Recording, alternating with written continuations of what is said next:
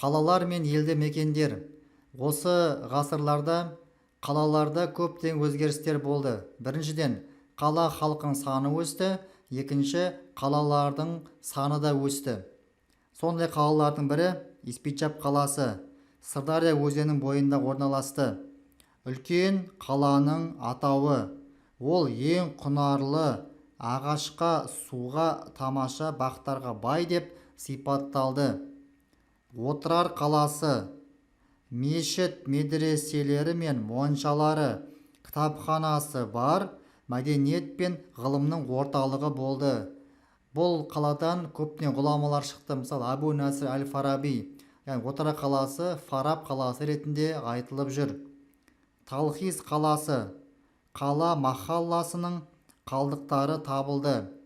Махалла бұл сол кездегі бір мамандық иелерінің, мысалы қысшылар бола ма, құмырашылар бола ма, олардың осы қаланың орамды түйіскен жері. Яғни қалаға кірген кезде әр қаладан қақпасынан кіретін есіктер осы махалласы арнайы қолөнершілердің базарына алып баратын еді. Міне осындай үлкен махаллалардың қалдықтары Талхис қаласынан табылды. Тараз, Отырар, Баласағұн қалаларынан көптеген моншалар табылды. Сәулет өнері кесенелер. Бірінші терракота, бұл термин сөз, күйдірілген балшықтан жасалған тақтайшалар немесе кірпіштер. Яғни кірпіштерді күйдірместен бұрын оған көптеген ою-өрнектер салып қояды. Кепкеннен кейін кірпіш ою-өрнегі дайын, оны сәулет өнерінде қолдануға болады екен. Міне осындай құрылыста пайдаланатын тақтайшаларды терракота деп аталды. Жошы ханның кесенесі. Жезқазған қаласынан 40 шақырым жерде Кеңгір өзенінің жағасында орналасты. Жошы хан бұл Шыңғыс ханның үлкен ұлының бірі, 13 ғасырда салынған кесене, немесе орталық Қазақстан аймағынан деп айтуымызға болады. Алаша хан кесенесі. Қарағанды облысының Қара Кеңгір өзенінің бойында орналасқан. Алаша хан аңыз бойынша қазақ сөзінің қазақтың пайда болуы алаш сөзімен байланыстырылады. Айша бибі, Бабача хатун, Қарахан кесенелері Тараз қаласының қасында орналасты. Яғни бұл кесенелер 10-12 ғасыр аралығында Қарахан дәуірінде салынған. Тауарлы ақша қатынастары. Жалпы осы ғасырларда теңге сарайлары жұмыс істеген қалалар Испичап, Отырар деп алуымызға болады.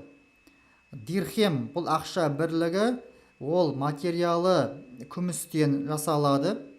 11-12 ғасырларды тарихта күміс дағдарысы деп аталады. Себебі күмістің азаюына байланысты, яғни ақшаның сыртын күміспен жалатқан, соған байланысты күміс дағдарысы деп айтылады. Динар, бұл да ақша бірлігі, алтыннан жасалды. Бұл динар халықаралық сауда құралы және табыс көзі ретінде пайдаланылды. Мыс фельс, атайып тұрғандай, материалы мыстан жасалды. Бұл кәдімгі күнделікті тұрмыста қаланың ішінде ішкі нарықта қолданылды. Бұл орта ғасырдағы ақша бірліктерінің түрлері. 9-13 ғасырдағы ғылым және әдебиет.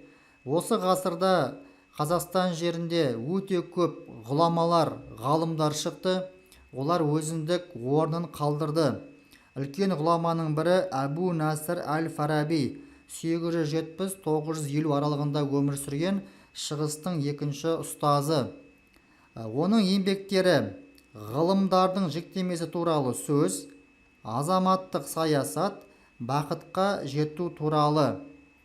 Екінші ғұлама ғалым Әбу Райхан Бируни, еңбегі Масхұд кестелері, өткен буындардың ескерткіштері. Жүсіп Баласағұни, еңбегінің аты Құтты білік, кейде оны Құдатқу білік деп те айтылады. Құтты білік бұл алғаш рет түрік тілінде жазылған энциклопедиялық еңбек. Махмуд Қашқари, 11 ғасырда өмір сүрген ғұлама, еңбегінің аты Дивани Лұғат ат-түрік, қазақша баламасы түрік тілінің сөздігі. Махмуд Қашқари түрік тілдерін көп зерттеген, оларды түрік тілдерінде көптен өзінің шығармаларын жазған. Ахмет Үгінеки бұл атақты Қарахан дәуіріндегі өмір сүрген ақындардың бірі. Туған жылы, өлген жылы белгісіз. Осы кітабының аты «Ақиқат сыйы». Қожа Ахмет Яссауи сопылық ілімнің негізін қалаушы. Еңбегінің аты «Диуани хикмет», қазақша баламасы «Даналық кітабы». Міне осы жоғарыда аталған ғұламалар өздерінің еңбектерімен сол ғасырда адамзатқа әкелген үлкен прогрессивті идеяларды алып келген болатын. Халықтың сауатын ашуына, халыққа білім беруде өлшеусіз үлестерін қосты.